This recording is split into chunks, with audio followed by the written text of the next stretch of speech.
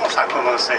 Bon, ça a commencé avec Baron, au centenaire de la mort de Farid, en 1980, Farid est mort en 1880. Et Baron a dit il faut faire quelque chose. Lui, il voulait tout changer. Il voulait laisser les mouvements généraux, les alliés, les maréchaux, trouver autre chose. Alors on a trouvé la vigne.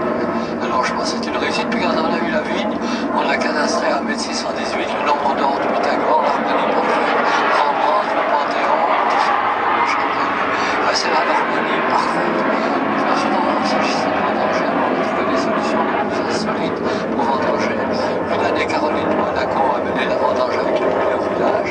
Une année, les éléphants de Cluny, ils n'ont pas pu monter ici, alors on a descendu la vendange en bas, ils ont piétiné avec les leurs pieds nus, et puis on a vendangé avec la Lufthansa, avec Air Glacier, Zermatt, et puis surtout le Moiseau qui est venu aussi vendanger. Alors cette fois, on s'est dit, il faut qu'on arrête tout et puis qu'un robot s'occupe de cette vigne. Alors on a essayé déjà deux fois le robot. La maison Siemens avait chargé un type qui était à la retraite, un peu maniaque, un peu fou de robotique, de s'occuper de ça. Le type s'est tellement bien occupé, il est venu ici, il a pris les photos, il avait les plans et tout, qu'il est parti d'une crise cardiaque. Il est mort. Hein.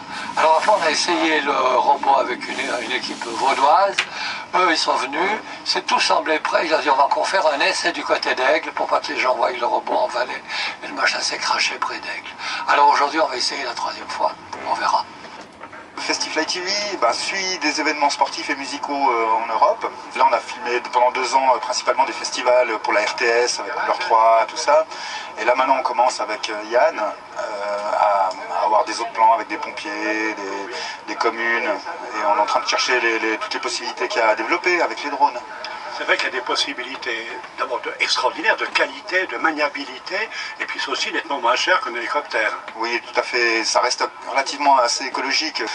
Là, on vole avec des machines qui sont électriques, avec des moteurs brushless, qui ont des bonnes puissances. Et puis la technologie, maintenant, on a des bonnes machines. Et l'image est vraiment intéressante. Du moment qu'on prend de l'altitude, c'est juste magique.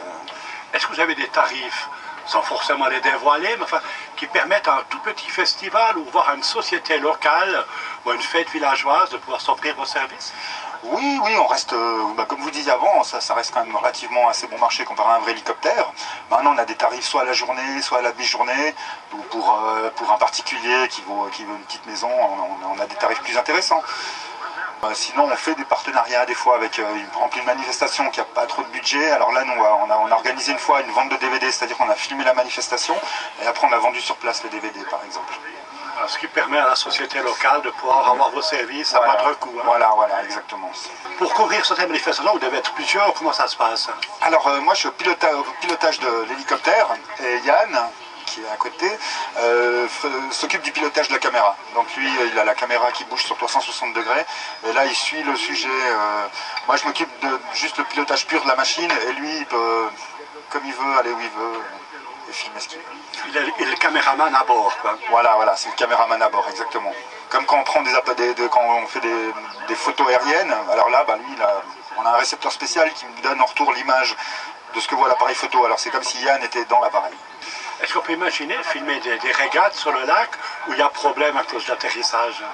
Non, on pourrait imaginer, on a aussi des avions, on fait avec des hélicoptères et aussi des ailes volantes, où là l'image est beaucoup plus dynamique. On peut atteindre aussi des vitesses assez élevées, on peut aller jusqu'à 150 km/h.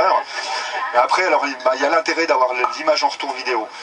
Parce que jusqu'à 300 mètres comme ça de distance, on peut voler à vue, mais après, n'importe quel appareil, on ne le voit plus. Donc là, c'est intéressant d'avoir l'image en retour, et là, on peut aller à 30-40 km.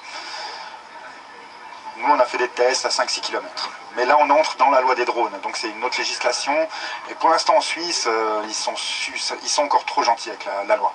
Moi, j'attends qu'ils durcissent un peu la loi, parce qu'il y a trop d'excès avec des gens qui achètent n'importe quelle machine et qui essayent il y a des abus actuellement. D'où quelques crashs à Lausanne et ça. Alors voilà, nous, c'est pour ça qu'on fait quand même attention à la sécurité, à ne pas voler près des aérodromes et tout ça. On reste quand même assez sécuritaire.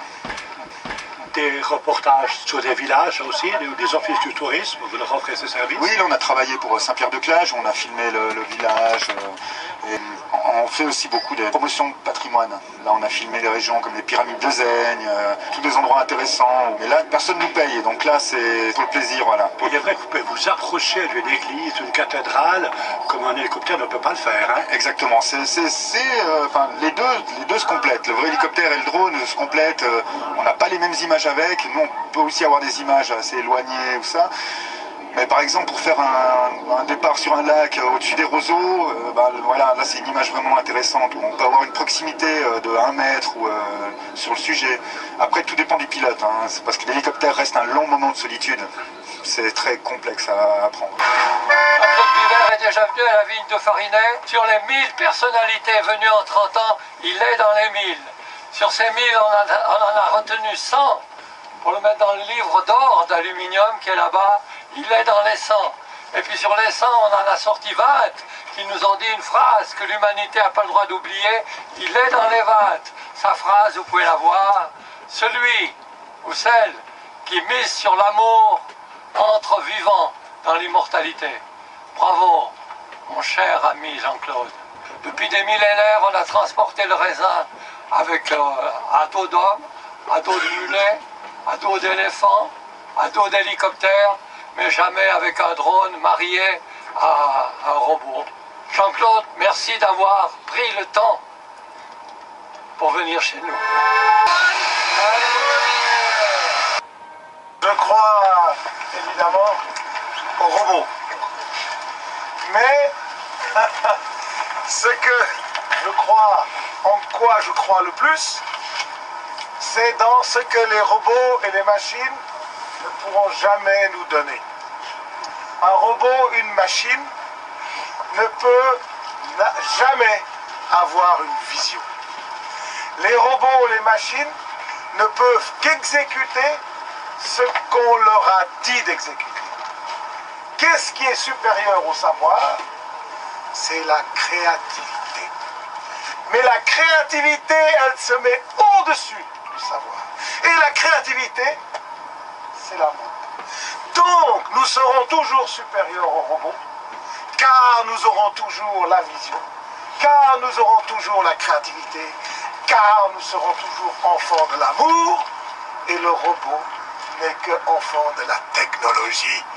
Donc, nous gagnons sur les robots, nous sommes les vainqueurs de la technologie, et nous sommes les dominateurs de la technologie, pour autant que nous maintenions notre plus grand trésor, l'amour. Le robot est le serviteur de l'homme. C'est notre esclave. Enfin, nous aurons des esclaves qui ne souffriront pas, car la machine ne peut pas souffrir.